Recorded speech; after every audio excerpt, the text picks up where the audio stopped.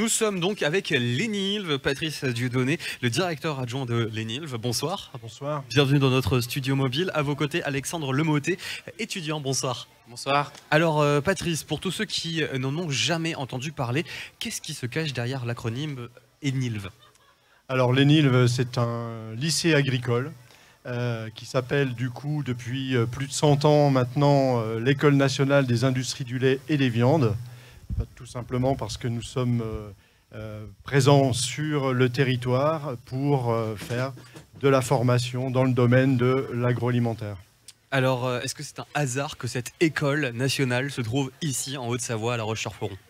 Alors non, les écoles nationales d'industrie du lait sont présentes sur le territoire, notamment sur les régions en fait laitières, principalement laitières, et elles sont nées au début du siècle tout simplement pour former les fromagers de demain.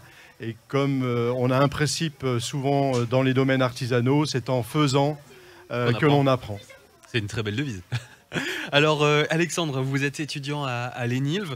Pourquoi être venu dans cette école spécifiquement? Alors c'est assez simple, on va dire que l'ENILV se situe, comme vous l'avez remarqué derrière nous, aux montagnes. Ouais.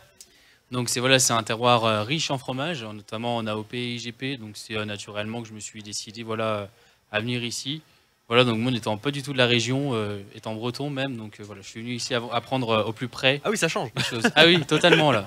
Ouais, donc c'était vraiment le besoin de se rapprocher de la montagne, je sais pas, du lait peut-être. Voilà, d'avoir vraiment une approche sur des nouveaux produits qui sont Ouais. qualitatifs quand même, et ici surtout sur la transformation fromagère, Ok. plus particulièrement. Oui, c'est vraiment sur ce volet-là Ouais, que... sur cet axe-là que c'est pour ça que je suis venu ici. Alors, comment ça se passe la formation? Il y a de la pratique et aussi du coup de la théorie, c'est un mélange un petit peu Voilà, des deux? c'est ça. Moi, je suis venu ici, donc j'ai fait la formation donc en alternance. Donc ça veut dire que j'alterne entre l'école et une entreprise.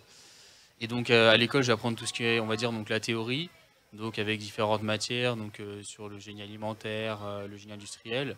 Et donc on va aussi mettre ça en application donc à l'école, parce qu'on a différentes semaines où on est en immersion sur les ateliers de l'école, Excellent. qui est une particularité justement de l'ENIL aussi.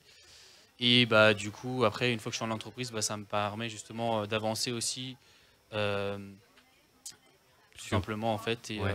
d'apporter des choses même à mes employeurs, voilà. Ouais, c'est vraiment un échange, ça va dans les deux sens, quoi. C'est Les ça, employeurs tout à fait. apportent quelque chose Ouais. effectivement à l'étudiant qui est en alternance et l'étudiant aussi apporte des choses de l'ENILV dans l'entreprise en question. Vous êtes où? À quel endroit du coup? Alors donc moi je réalise mon alternance donc à la ferme de la Plaine, qui est non loin d'ici, sur la commune d'Étaux. D'accord, ok, ouais, bah, on connaît bien.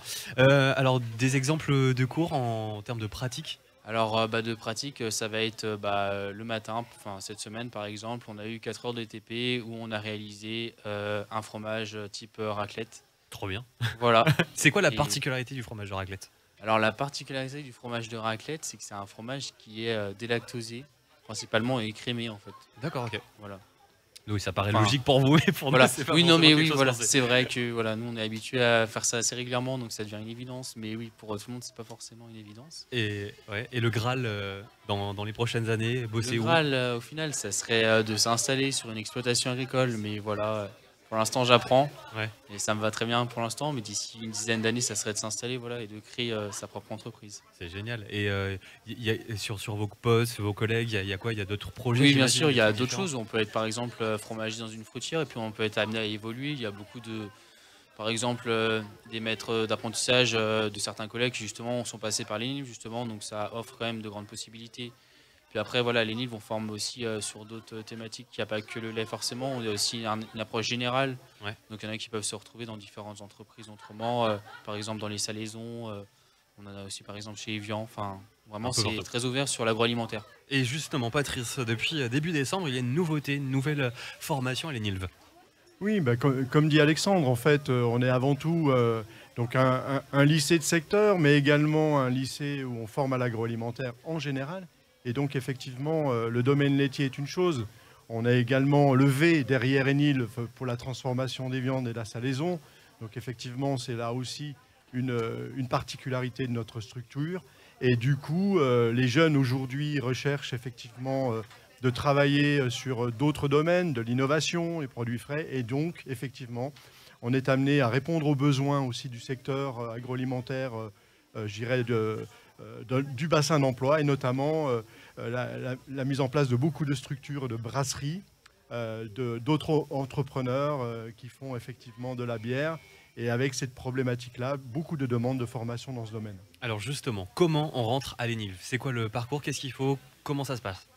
Alors, comment on rentre à l'école? Tout simplement déjà par le fait qu'on est un lycée et que du coup, par les filières générales et technologiques, on peut effectivement aller vers les métiers de la science et du vivant, notamment sur les filières sciences et technologies de laboratoire qui peuvent nous emmener sur l'agroalimentaire, mais également sur les filières professionnelles de l'agroalimentaire et qui nous emmènent directement vers ces domaines professionnels de bac pro, de BTS, puis ensuite de licence professionnelle, nous emmenant sur des spécialisations assez pointues sur le domaine laitier, fromager et particulièrement de terroir. Et là où Alexandre nous a reconnus depuis sa Bretagne lointaine, c'est aussi par rapport à cette particularité et cette renommée qu'ont les écoles nationales d'industrie laitière, par le fait qu'effectivement on a des exploitations et des ateliers technologiques qui nous permettent et qui permettent surtout aux élèves de transformer le lait en fromage, et notamment, puisque c'est la journée de la raclette, eh bien effectivement, dans nos ateliers, nous fabriquons la fameuse raclette de Savoie, nature notamment, mais également avec des variabilités que vous pouvez trouver au poivre et fumé. Et tout ça, vous le produisez? Et tout ça, on le produit, et c'est surtout les étudiants en fait, qui le fabriquent. Merci beaucoup, merci.